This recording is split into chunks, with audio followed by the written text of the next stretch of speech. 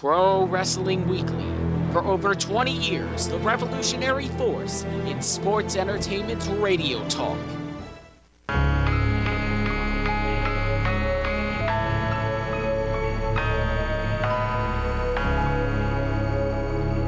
Is cooking. WBCB presents Pro Wrestling Weekly, the longest-running pro wrestling radio talk show in the history of terrestrial radio. And he's obviously Michael Cole. Call in with a question or comment at 215-949-3232. You really do sound like a grizzled old vet. Is that where you were going with there? Yes.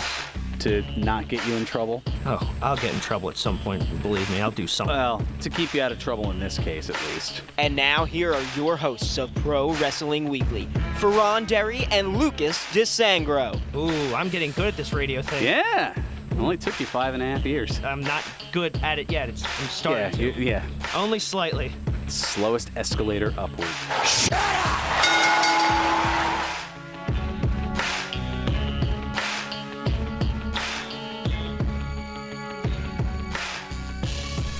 There's the sound of the bell, and we are set to go. This is Pro Wrestling Weekly here on 1490 WBCB and online at WBCB1490.com. Andrade here with you, flying solo for the last episode of 2019. I just found out moments ago from Twitch he is booked up in Brooklyn. He is wrestling an event this evening. Didn't give me much details as he... to pull the direct quote from the text, been running around like a chicken without a head. So, didn't ask any further questions, but we'll wish him all the luck in his endeavors up in Brooklyn. I had to pause and not say future endeavors because that would mean that I'm firing him. And we're not at that point, at least not yet. But where we are at is an interesting week in the news, a little bit on the slower side because... well, we had Christmas, so that tends to put a little bit of a halt to a lot of things. In fact, with the Wednesday Night Wars, I don't know, do you want to call it a holiday hiatus? I mean, AEW did not run a Dynamite show. NXT, they did run a taped episode that pulled 831,000 viewers, up from the 795,000 the week prior. So, I don't know, do you call that a forfeit victory? Yeah, I guess. I mean, even with that, AEW up overall in the head-to-head battle, 8-4-1. So, we'll see. AEW is going to be back at it with their homecoming edition this coming Wednesday, and we'll get more into that coming up in a little bit. But one thing that I want to look at, based on some news here, we're going to have a little bit of a fun retrospective, and we'll hit that in the early part of the second segment, so we'll take a pretty early break here, as this is going to be a rather long one here, but to kind of give you at least the preview for it, this past Thursday at WWE's live event in Madison Square Garden, Andrade defeated Rey Mysterio to win the United States Championship, but that event was not televised. It wasn't on a Raw or SmackDown or a pay-per-view or even a network special. It was just people who showed up, they were the only ones to have seen it. So that led me to think, what other notable title changes have occurred in WWE when the cameras weren't on? Well, in a little bit I'll have a look back at the last 30 years of house show title changes. Should be certainly an interesting one, as there were a few, some more interesting than others, but certainly some worth mentioning. Also, we'll talk a little bit of pigskin, as, believe it or not, we are just 6 weeks away from hearing... Ladies and gentlemen, this is the XFL! Always get a kick out of that with Vince McMahon. Yes, the XFL coming back in just a month and a half, and, well, it's kind of crept up on us, but I got a little bit of an interesting story courtesy of the Big Apple up in New York, one of the 8 teams that are part of the XFL. Also, we'll get into a little bit of how things are going to roll around in the new year for AEW as far as one of the things that they had promised when they came in. Also, some more interesting trademark talk. Yeah, it's definitely a head-scratcher in this one. And I mentioned pay-per-views a bit ago. We've got some front-runners for some upcoming major WWE pay-per-views, plus some injury notes and little bit for heading into the New Year's weekend, plus the birthdays and all the other fun stuff as well that we have here on the program.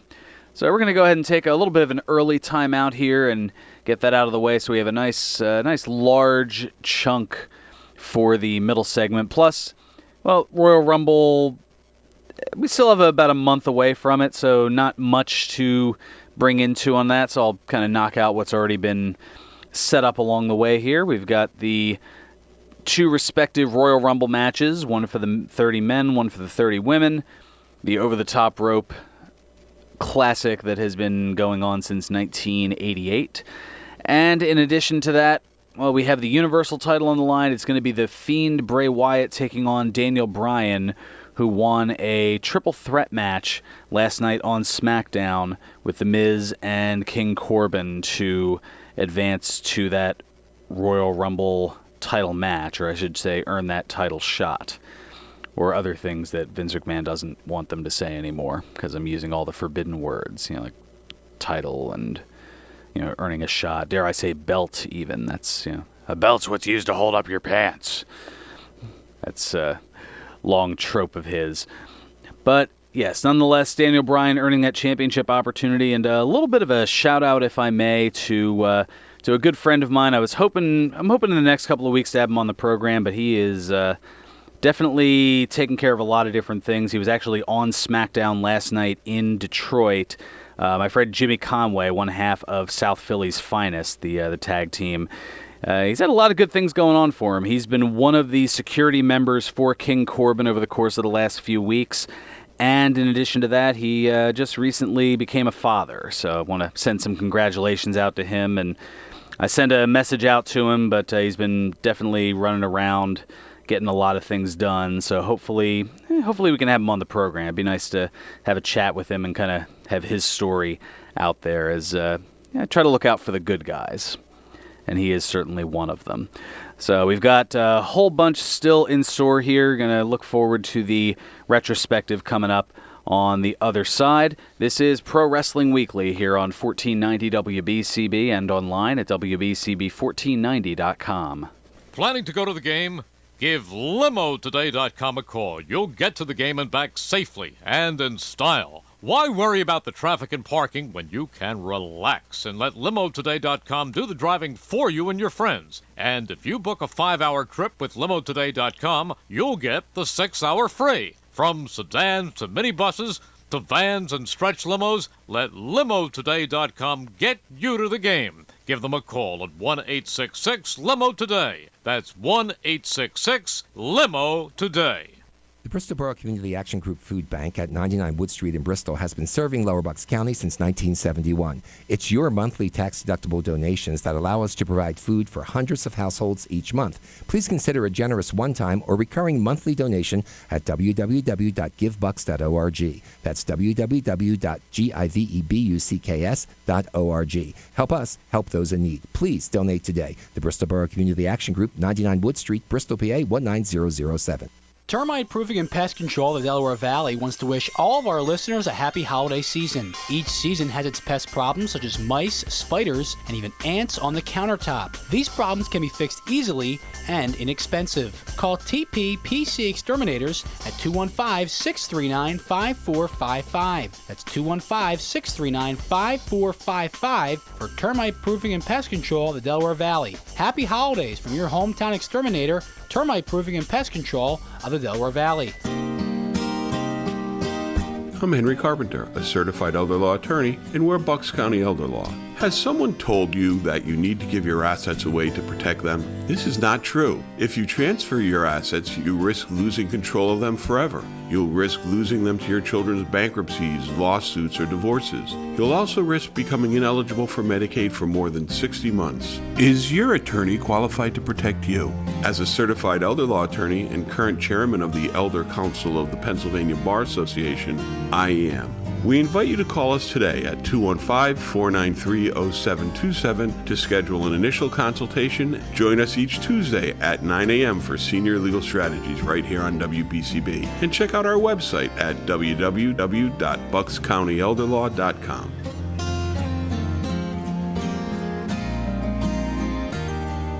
I'm Merrill Race to remind you that the brand new Pat Diem Beverages is your complete beer distributor. They have the finest selection of domestic and imported beers.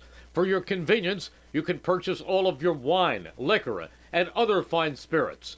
At Pat Diem Beverages, you'll find your favorite Pennsylvania lottery games and the largest selection of cigars in Bucks County. At Dion Square, you'll find everything you need. Pat Diem Beverages open 7 days a week, located in the Dion Square Shopping Center. Got the Luigi death stare from Fearon, so he might have to... I didn't give you the Luigi death stare. That's not true. You're breaking kayfabe.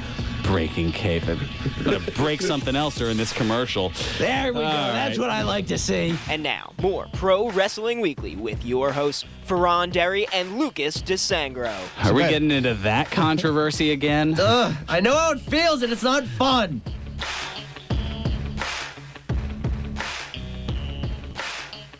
Welcome back to Pro Wrestling Weekly here on 1490 WBCB and online at WBCB1490.com. Fearon Derry here with you, flying solo for the end of 2019.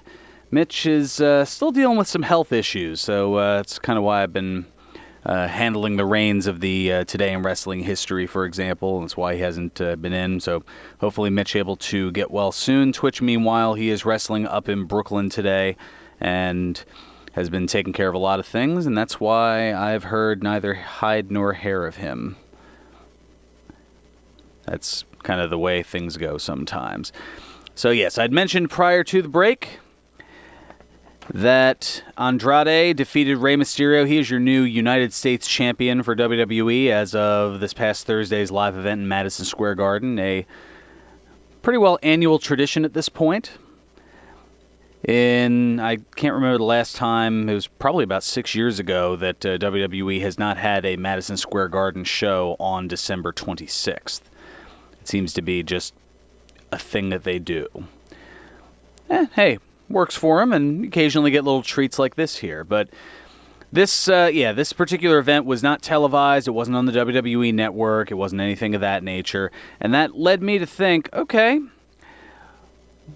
what other title changes have occurred that haven't necessarily been part of the visual aspect? Just a little treat for those who happen to be in attendance that night.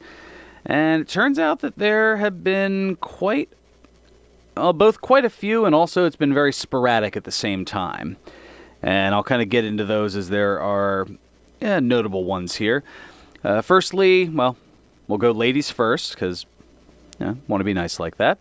The WWE Women's Championship, it actually had changed hands twice in the same night at a live event in Paris, France. Yes, fans in Paris got a little more than they had bargained for when Mickie James had pinned Victoria to become the new women's champion. I want to say this was back in 2007, I want to say. Just double-checking that here. And Mickie had won the match by pinning fellow challenger Victoria with a Hurricane Rana, which is a move you wouldn't expect her to win a match with. Now, kind of shattering the fourth wall a bit, just a little bit. What ended up occurring, at least what they think, was either Victoria forgot to kick out or Melina missed her timing to not break up the pin in time, as Melina was the third person in that triple threat match. And, just like that, you had a new women's champion. Just crazy to think how quickly that worked. But obviously this wasn't going to go over well once they got back to the United States. So they had to figure out, all right, how can we reset things a little bit here? That was April 24th of 2007. Couldn't remember the exact date. I thought I'd written it down, but didn't quite do so here. Yes, April 24th of 2007. So they quickly acted to the accidental victory. They had sent Jonathan Coachman out there, who was in charge that night in a rather not-so-nice guy fashion, noting that Melina would be granted a rematch immediately because she wasn't pinned and the title was stolen from her, and then Melina won the rematch via dirty tactics, using the rope to help secure a pin. And that allowing the women's championship to switch hands twice inadvertently, but to their credit, both are recognized as respective title changes to Mickie James and Melina. So it's not like it was something that was negated from the history books like some of the other title changes prior to prior to 30 years ago. We'll leave it at that, because that's what I decided to go with, was any of the house show title changes or any of the non-televised title changes over the course of the last 30 years, going back to, for all intents and purposes, the beginning of January of 1990. I figured that would be a good cutoff point. So that was the one instance in which the ladies had a non-televised title change. Now, tag titles, they seem to get a lot of off-screen love, and I don't know. I think a lot of the cynics out there would say that it's because Vince McMahon is not the biggest fan of tag team wrestling, so he figures, I don't like it anyway, so nobody else does. So just have it happen here at this house show. Let the people be happy for a change, or something along those lines. So yeah, there have been a lot. One of those was from the Raw tag titles, and then the rest were from, well, what were known as the classic WWF/E tag team titles. The one Raw tag title variety had Primo and Epico defeat Air Boom. You remember Air Boom, Evan Bourne and Kofi Kingston. You know, it feels weird to think of Kofi Kingston as anything other than the New Day, because he's been around with them for so long. But no, Kofi Kingston, when he was teamed up with Evan Bourne, and they were a pretty popular tag team, but in this case, things didn't quite go their way at this untelevised show in Oakland, California, on January 15th of 2012. And part of the reason for the change was that 2 days after that title loss, Bourne was suspended for 60 days regarding his second violation of the WWE wellness policy. Whoops. So, yeah, apparently during that time frame he had been suspended once while he was a champion along with Kofi, and they just didn't wrestle for the 30 days while he had served his suspension. But for 60 days, that wasn't exactly going to fly, so they needed somebody else to hold the titles. So did their Air Boom fly? Okay. Awful pun. Moving on. So, yeah, the first of many of the traditional WWF tag title changes off of TV goes back to 1992. Now, that was when, I mean, you still had just your pay-per-views, your big four at that point of Royal Rumble, WrestleMania, SummerSlam, and Survivor Series. And then you had your Superstars and Wrestling Challenge and shows of that nature. So, I mean, there were still TV shows, but this was just about a year before Monday Night Raw had debuted, to give you an idea of the context of how long ago it was. But Money Incorporated, the team of IRS, or as his full name was known, Irwin R. Shyster. See what they did there? Wrestling Tax Man. That was back when wrestlers had all different types of second occupations. Probably because wrestling didn't pay a whole lot. But also the $1 Million Man Ted DiBiase, they had teamed up to defeat the Legion of Doom at an untelevised event in February of '92 in Denver, Colorado.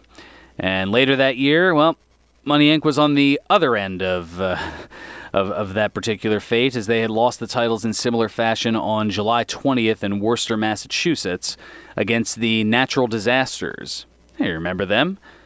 Earthquake and Typhoon, or John Tenta and Fred Ottman, who would infamously go on to become the Shockmaster in WCW. I'm sure you've seen that. If not, just put in WCW Shockmaster in the search thing, and you'll see the trip heard round the wrestling world. And it's kind of fitting because, Star Wars just came out last week, and there was definitely a glitterized stormtrooper mask that he had on at that point. But I digress. But yes, the Money Inc. ended up losing the titles to the Natural Disasters, and well, the following summer in 1993, more of those house show title changes occurred. In this case, the tag teams of Money Inc. and the Steiner Brothers, they actually had traded the titles at house shows thrice in a 6-day period. Yeah, 3 different times. So first, on June 14th of 93 in Columbus, Ohio, the Steiners had defeated Money Incorporated to win those championships. 2 days later, the Steiners lost them back to Money Incorporated in Rockford, Illinois. And then 3 days after that, well, the Steiners got them back in St. Louis, Missouri. Just amazing how they kind of go from town to town and just kind of go back and forth with them. It wasn't quite at the 24/7 title levels, and I left that out for understandable reasons, as that tends to change hands more often than not off of a televised forum. So looking a little bit further back in this case here. Also, 1994, well, it brought 4 untelevised tag title changes, and that's kind of where a little bit of the breaks occurred after that. But firstly, the Quebecers, Jacques and Pierre, or Jacques Rougeau and Carl Pierre Ouellet, currently known as CPO and still kicking butt over in Ring of Honor. But the Quebecers, they had regained the tag titles from Marty Jannetty and the 1-2-3 Kid on January 17th in New York City, 1 week after losing them on Raw. That's why they regained them. And then Jacques and Pierre would go on to trade the titles on 2 respective international house shows in London and Sheffield, England. And that was in late March, not too long after WrestleMania. And they had done so with Men on a Mission, Mo and Mabel, and managed by Oscar, if you remember them, those big purple and gold outfits that were kind of hard to miss. And then one day before SummerSlam, I should say, 2 dudes with attitudes. You remember them, Diesel and Shawn Michaels. Good friends both on screen and off. They defeated the Head Shrinkers in Indianapolis, Indiana to acquire the tag titles, and that allowed Diesel to have both the tag and Intercontinental titles at the same time before losing that Intercontinental belt the next night to Razor Ramon at SummerSlam with a little assistance from Sweetness Walter Payton of Chicago fame. Gridiron fame, I should say.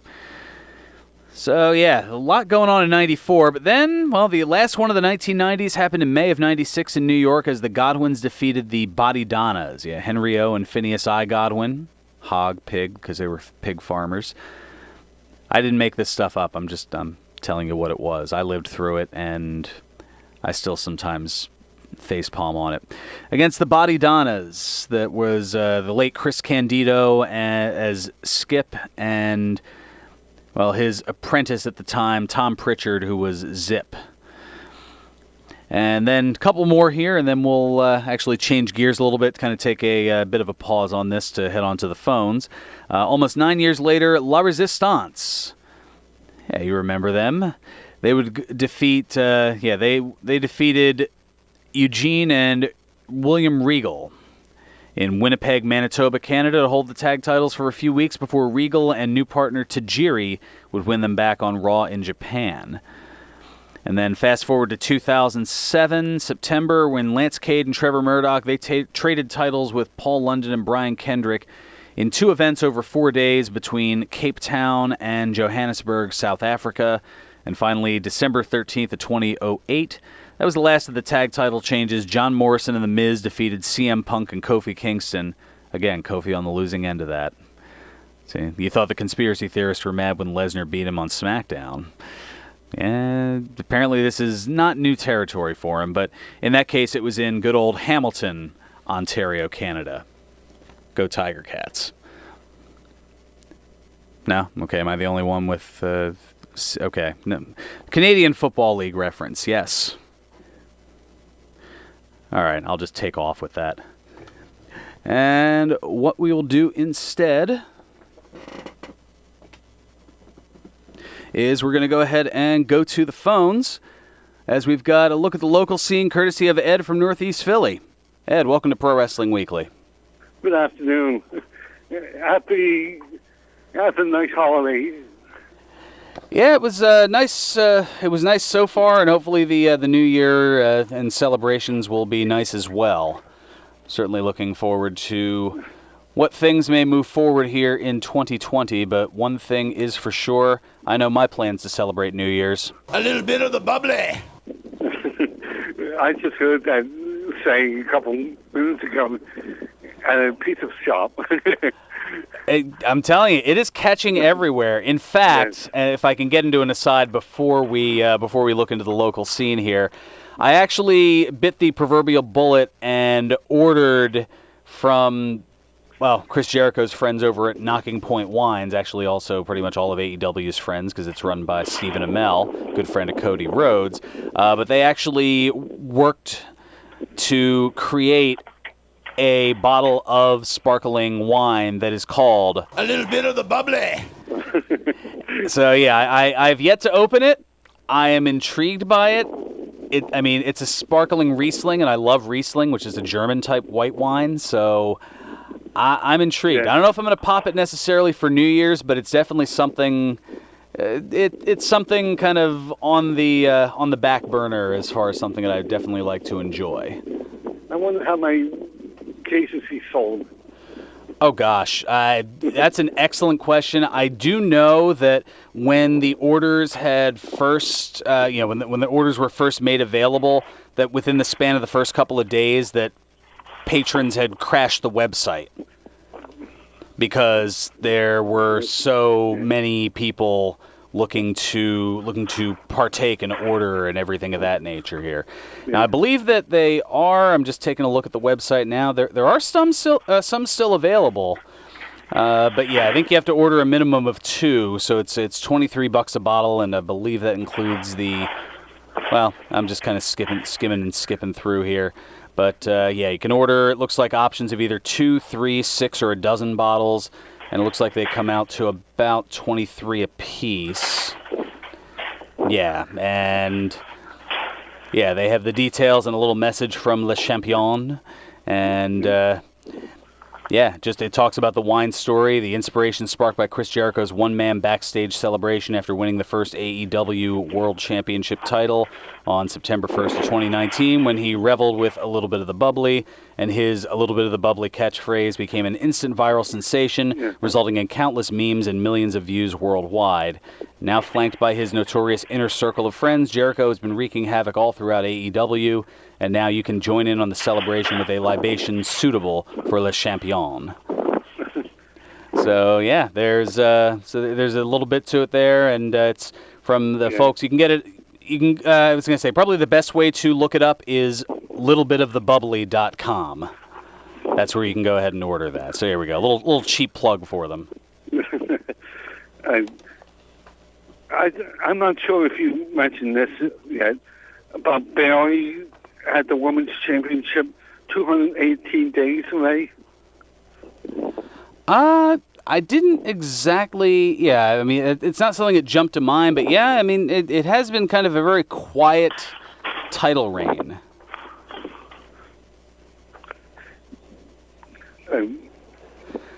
No, but I can't say that's something that's crossed my mind necessarily.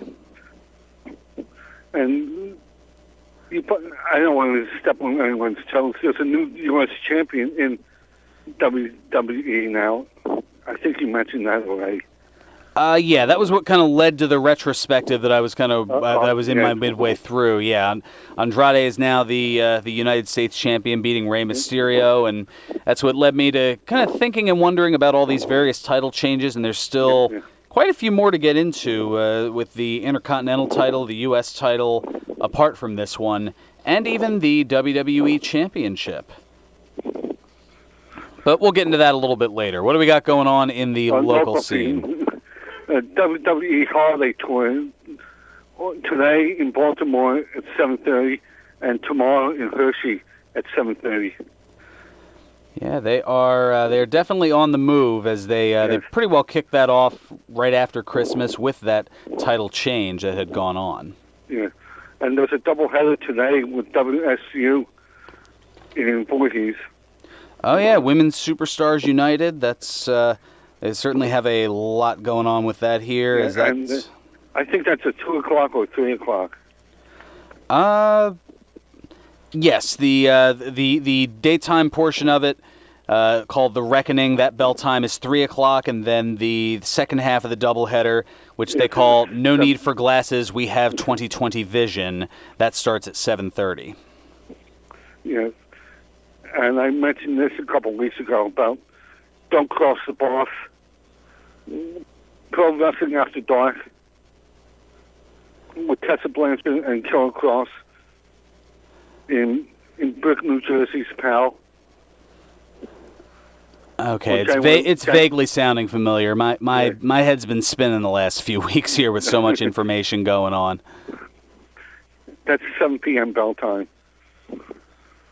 ACPW in Coatesville on February 8th at the Wagon Town Fire Company. I should have more information next week on that. Yeah, there's still some time for that. As that actually, by the time that goes on, there'll be, and I'll talk about this coming up a little bit later as well. But February 8th, that'll be the same day that we will finally hear. Ladies and gentlemen, this is the XFL. Yeah, I don't know. I'm excited just to kind of see what happens. I'm not even necessarily like, oh yeah, I'm not going to be one of those people watching every game necessarily, but it's a curiosity. Anyway, I think I will speed this up a little bit. Oh, okay. Sorry about that. No, that's fine. I'm taking the pace here. That's all. I'm just kind of going through it. Access TV,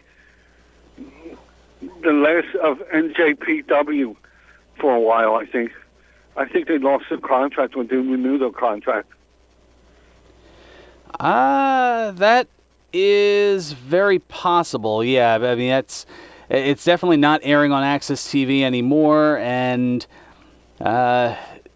yeah, it just says there's no plans for TV broadcasts. I was looking. This is an NJPW Global tweet from actually about a day and a half ago. It says, in response to U.S. fan queries, there are currently no plans for TV broadcast of NJPW events in 2020, Wrestle Kingdom 14 included, in the U.S. Thank you for joining us on TV so far. We invite you to join at New Japan Pro, or at NJPW World, I should say, for all the action in 2020, live and in English. And then it has the link to njpwworld.com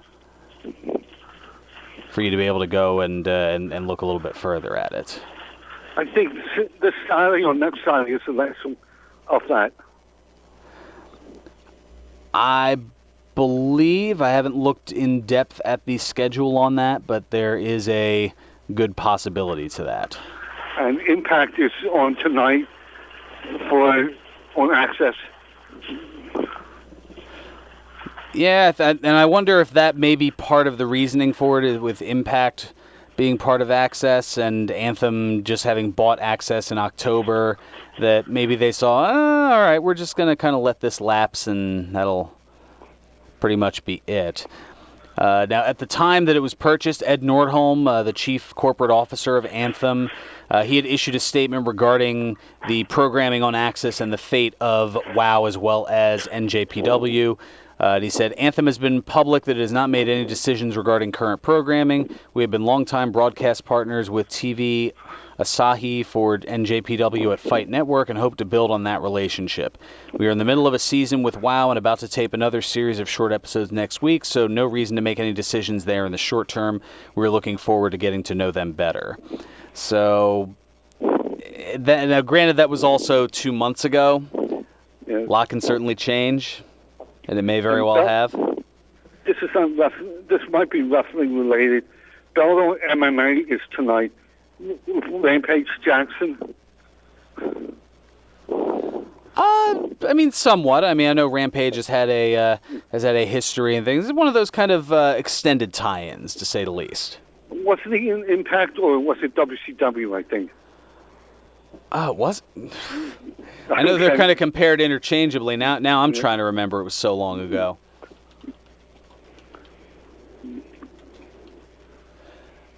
I'll looking it up as we speak here because it was Impact. It was 2013, 2014. 24. Yeah. Yeah, no, I mean, I didn't think he was making him sound older than he is here. I mean, yeah, if it was WCW, I mean, he would have been 21 when he made his debut, in his early 20s, we'll say, because June He's born in 78. He's 41 now. So, yeah, he would have been in his early 20s if he was with WCW. But no, his wrestling stint had occurred with TNA Impact Wrestling back in 2013 and 2014. And AOP and Dolph Ziggler, I think, crossed the line this past week because poking the bear, Samoa Joe on commentary, and then Dolph Ziggler with Otis. Well, I mean, Samoa Joe, he's in an interesting situation because, I mean, he is really good at commentary. He's a great color commentator, but I don't think WWE is necessarily done with him on an in-ring capacity. Yeah. It almost seems like the opposite of what Randy Savage had gone through in 92, 93, in that Savage wanted to keep wrestling and Vince wanted him to be on commentary. In this case, Samoa Joe wants to be on commentary, but WWE wants him to keep wrestling. It's amazing how things flip a quarter century later. And that's about it.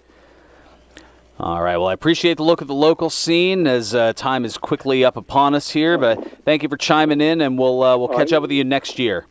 That old gag. All right. Thanks, Ed. Happy New Year. Much appreciated. All right, so we'll go ahead. I know we've had a long segment here. We'll get to the rest of those title changes and a little bit more of that XFL news and a whole bunch more on the other side here on Pro Wrestling Weekly on 1490 WBCB and online at WBCB1490.com. Chickies and Pete's, your favorite local sports bar and crab house, every day of the week. Tuesdays, bring the family for Chickies and Pete's Taco Tuesdays. Free tacos for just $6.99. Wednesdays, feast on 2 pounds of mouth-watering snow crabs for $34.95. Thursdays, enjoy Buck-a-Shuck oysters, plus daily ice-cold draft beer and drink specials. Chickies and Pete's, proud partner of the Philadelphia Eagles. Click chickiesandpete's.com for locations. Hi, I'm Dr. Lonray Falusi with today's tip for kids from the American Academy of Pediatrics. Did you know that tooth decay is an infection? Luckily, cavities are largely preventable. The bacteria that cause cavities pass from parents to children, so good oral health is a family affair. Take care of baby teeth as soon as they emerge by brushing them with a smear of toothpaste with fluoride. Talk with your pediatrician about your baby's oral health and take him to the dentist by age 1. For more, visit healthychildren.org. All commentators heard on WBCB express their own views. Their opinions are not necessarily those of others on WBCB, including the staff and management. When an Eagles player gets hurt, the team takes care of him. When you get hurt, the attorneys at Begley, Carlin, and Mandio will take care of you. They understand that a severe accident can be a life-altering event. You need a reliable teammate to fight for you. The attorneys at Begley, Carlin, and Mandio will get you great results. And if there's no recovery, there's no fee. Contact them today at 215-750-0110 for a free consultation. 215-750-0110 for a reliable ally that's on your side. Pro Wrestling Weekly presents Today in Wrestling History, December 28. On this date in 1992, WCW held its Starrcade pay-per-view. In the main event, the Great Muta defeated Barry Windham, Big Van Vader, Danny Spivey, Dustin Rhodes, Steve Williams, Van Hammer, and Sting in an 8-man Battle Bowl Battle Royal. On this date in 1997, WCW held its Starrcade pay-per-view. In the main event, Sting defeated Hollywood Hogan by submission to win the WCW World Heavyweight Championship. On this date in 1998, WWF Monday Night Raw aired live from Albany, New York. In the main event, the Road Dogg pinned Mankind to retain the WWF Hardcore Championship. This has been Today in Wrestling History, December 28. You are listening to Pro Wrestling Weekly with Fearon Dairy.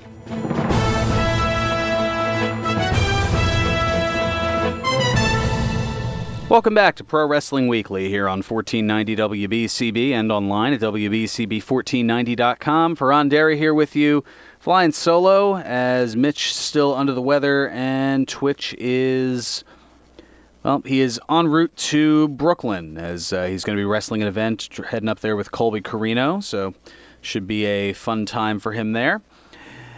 Meanwhile, Well, what we've been looking at based on the title change from this past Thursday, the U.S. Championship changing hands, Andrade defeating Rey Mysterio. We've been looking at a little retrospective on other live event tag title changes, or well, not just tag title, but that's what we were doing before Ed had called.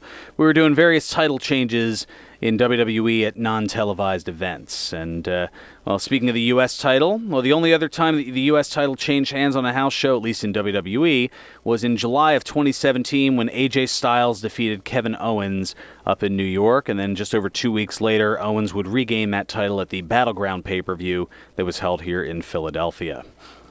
Now over to the Intercontinental title. That's had some interesting stories as well, as the first instance was back in the 90s, just 2 days before the 1992 Royal Rumble in January.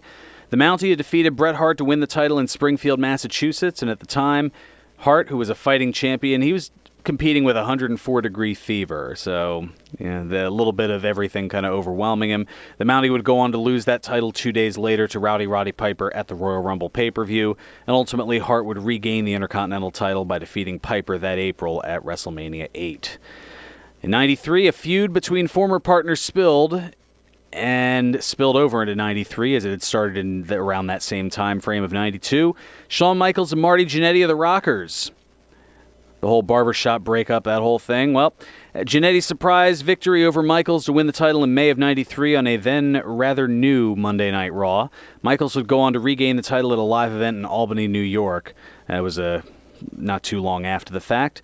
Then Razor Ramon and Jeff Jarrett, they would trade the IC belt a couple of times at house shows in Quebec in May of 95. And speak of Jarrett, he would regain and lose the title a few times over the next few years with a WCW stint in between.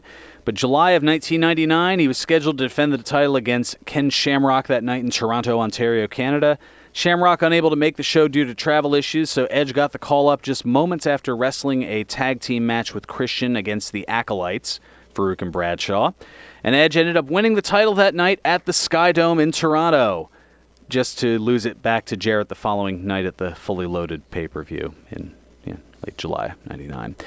And Christian, not to be left out, he would get his house show victory as well 4 years later in Des Moines, Iowa, defeating Booker T for the Intercontinental title. And last but not least, the WWF Championship. It changed hands on 2 different occasions on an untelevised event in the last 30 years. One was October of 1992 in Saskatoon, Saskatchewan, Canada. And that's when Bret Hart defeated Ric Flair to win that title. Yeah, Bret had a pretty good 1992. Let's just put it that way, despite that fever in the fever in the beginning. The other, and arguably one of the more famous non-televised title changes, 3 days after the 1994 Survivor Series, where at the Survivor Series, Backlund had surprisingly regained the WWF Championship almost 11 years after losing it to the Iron Sheik. He defeated Bret Hart in a throw-in-the-towel submission match. You remember that. You had Owen Hart on one side and British Bulldog on the other.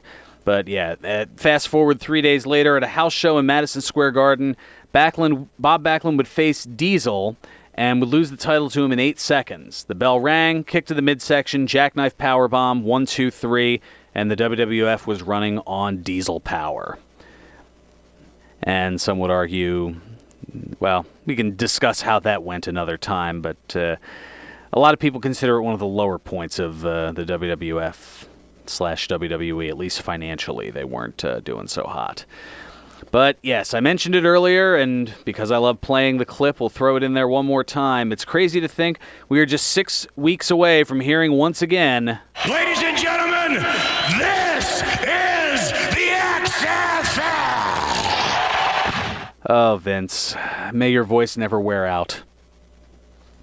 But yeah, it's flown under the radar here in the Philly area because, well, we don't have a team. But one of the closer teams to us has had a little bit of buzz, and that's up in the Big Apple. New York Guardians head coach Kevin Gilbride speaking to a sports radio station up in New York and saying that Vince McMahon had told XFL coaches that he will be helping out, but he will do so behind the scenes, and even adding that Vinnie Mac went so far as to offer his cell phone number to all 8 head coaches. Gilbride saying, quote, "The biggest thing I got from that was his commitment, his enthusiasm about the game. The fact that he threw it in our laps, he says, hey, I'm going to help you, but I'm behind the scenes. You guys are going to make this thing go."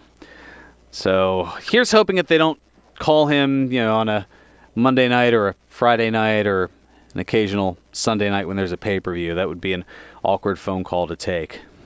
What the bleep do you want? I'm in the midst of a pay-per-view here. It's WrestleMania.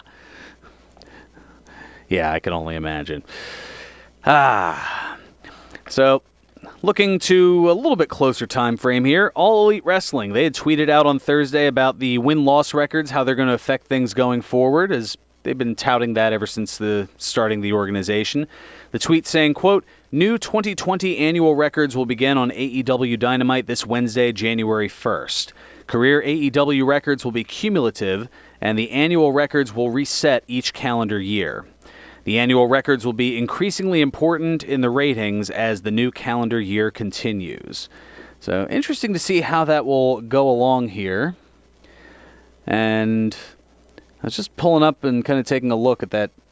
So, apparently the TV schedule pretty popular. It looks like every game is set to be televised for the XFL in one way, shape, or form, whether it's through ABC, through Fox, through ESPN, FS1, and I think FS2 as well, and ESPN2, as it looks like during March there'll be a little bit of jammed up programming, as a lot of those networks will also have the March Madness college football game, or college basketball games rather.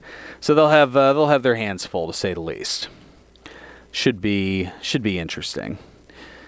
Another AEW news, AEW Executive Vice President Cody Rhodes recently filed to trademark the name of his late father, WWE Hall of Famer Dusty Rhodes, but the filing has been rejected for an unexpected reason. It was revealed back in November that the trademark filing looked to be a done deal, a slam dunk, but the U.S. Patent and Trademark Office issued a refusal last week because the name is too similar to Dustin Rhodes, a trademark already owned by Dusty's oldest son and current AEW star. The filing states, quote, here the marks share one term, Rhodes, and a highly similar term, Dusty/Dustin, and share the same overall commercial impression of that of a surname and given name, respectively. Given the high similarity in appearance, sound, and meaning of the marks are confusingly similar.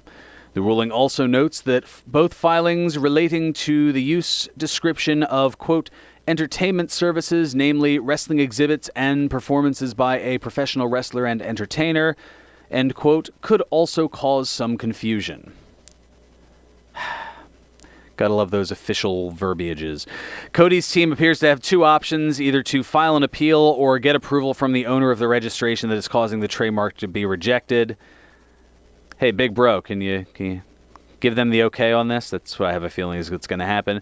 Now, Cody did reveal on Twitter that he gave permission to WWE to use Dusty's name for their 2020 Dusty Rhodes Tag Team Classic in WWE's NXT, and the details of that tournament will be announced this coming Wednesday. So, interesting stuff, to say the least. Also, WrestleVotes, they're reporting upcoming locations for major WWE pay-per-views. They're kind of new to the scene, so I'm not sure how credible it is. We'll see here. WWE is reportedly heading to Dallas, Texas for the 2020 Survivor Series pay-per-view and for the 2021 Royal Rumble, Seattle, Washington. Nothing confirmed, but those locations appear to be the front runners. Now, the Wrestling Observer newsletter, they're a little bit more credible. They're reporting that there continues to be the rumblings of WrestleMania 37 for April of 2021, presumably. WrestleMania 37 being held at the new LA Stadium in the Los Angeles area. Now, finalist cities include Las Vegas and Los Angeles, as well as two other unmentioned cities. Philly, maybe? Pretty please? I'll put on a coat. It's okay. April in Philly can be a little cold, but please. Got to wash the stain of WrestleMania 15 off. What better than 22 years later? Okay, probably not going to happen, but I can hope, right? Anyway, LA officials reportedly wanted to host WrestleMania 37 in 2021 because they're scheduled to host the NFL Super Bowl in 2022, and they have the feeling that WrestleMania will be the best situation for them to learn about potential issues and work out all of the kinks before hosting the Super Bowl, because WrestleMania draws a large number of tourists. Now, it was reported at that time that this came out that WWE officials wanted WrestleMania 38 in 2022 to be held in LA, which would be just months after the Super Bowl, so they can announce an attendance number for their biggest event of the year, which will be bigger than the attendance number of the NFL's biggest event of the year. Take that, Super Bowl. We'll see which plays out. Or if neither of them play out, time will certainly tell. Dash Wilder of the Revival, he looks to have an injury earlier this week at WWE's live event in Cincinnati, Ohio. No, it didn't see a title change, but it did see Scott Dawson teaming up with Curtis Axel for a triple threat match with Lucha House Party and the New Day. Dawson noting before the match that Wilder was unable to compete, joking that his jingle bells were hurt, and that he'd be back soon after recovering. Wonder what he meant there. Taz, he'll be making a special appearance this coming Wednesday for that AEW Dynamite Homecoming show in Jacksonville. The reason for it? Well, there were rumors that they're looking for an on-screen figure, but Taz, he's going to be on commentary with Excalibur and Jim Ross because Tony Schiavone, he'll be announcing the Sugar Bowl college football game on the radio that day, so other occupational obligations. And finally, after SmackDown went off the air last night, a Roman Reigns-Dolph Ziggler match was taped in Detroit for the Fox New Year's Eve special this coming Tuesday night. WWE celebrity friend and co-host of the New Year's Eve special, Maria Menounos, served as the special guest ring announcer for the match. So yeah, that's a lot of the goodies and things going on here. Ted Efaw's coming up next, and usually he's in here by now, so I was going to throw it to him, but you know what? Like the movie Major League, forget you, Joe Boo, I'm going to do it myself. That means it's time for birthdays. There we go. 3 + 3 Brucey bonuses here on this December 28th. Firstly, on this date in 1953, Tatsumi Fujinami was born.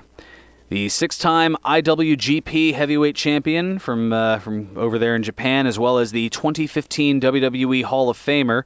He turned 66 today. And he's still out there competing, not showing any signs of slowing down. On this date in 1954, Lanny Mark Poffo was born. The WWF wrestler known both as Leapin' Lanny Poffo and most notably as The Genius, full of glory and renown. Well, he's also the younger brother of Macho Man Randy Savage, something that not a lot of people knew back in the day. Well, he turns 65 today. Oh, say it ain't so. My goodness. Also on this date in 1985, Taryn Terrell was born. Taryn Nicole Terrell, that is. The former TNA Knockouts champion, also known as Tiffany in the WWE. She turns 34 today. Oh, there's Ted. I'm here. You were doing boss things. That's why I was like, I'll just... I went, oh, my God. Yeah. Birthdays! Delayed. Yeah. Birthdays on extra... If that was any more delayed, Twitch would be yelling it from Brooklyn. My goodness. All right, to 3 Brucey bonuses, things outside of the world of wrestling. Firstly, on this date in 1954, Denzel Hayes Washington Jr. was born. Denzel! The women love him. The Academy Award and Tony Award winning actor for movies including Glory, Training Day, The Hurricane, and Malcolm X, among many others. He turned 65 today. Wow. Yeah, threw me for a loop. On this date in 1972, Adam Matthew Vinatieri was born. Oh, you know this guy, the 4-time Super Bowl winning kicker for both the New England Patriots and Indianapolis Colts, currently the oldest active player in the NFL, and the only active player whose NFL career began in the 1990s. Wow. Yeah, he turns 47 today. Wow. Yeah, I know that. He's gotta be, I forgot how old George Blanda was before he retired. We'll have to check that. I don't know how Yeah, I've got a little bit of time here. I'll try to hunt and peck as I'm going through here. He was at one time held that record. I think he was the place kicker toward the end of his career. Yeah, I know he's the oldest active. I don't know if how old was the... George Blanda retired just short of his 49th birthday. So Adam's got 2 years to break that record. Right. There you go. And finally, on this date in 1978, John Roger Stevens was born. This is a good who. The Emmy, Grammy, Oscar, and Tony Award-winning singer, one of only 15 individuals to have won all 4 awards, the EGOT, as it's known. Known professionally as John Legend, turns 41 today. Yeah, I did not know that. I didn't realize he had all 4. It kind of threw me for a loop. That is a very exclusive company. It's, I mean, yeah, you have acting and performing on stage, screen, everything else. Anyway, that's going to do it for me. Ted's up next. Play us out, Nutsy. 1 o'clock and all's well. Serving you better than ever before. This is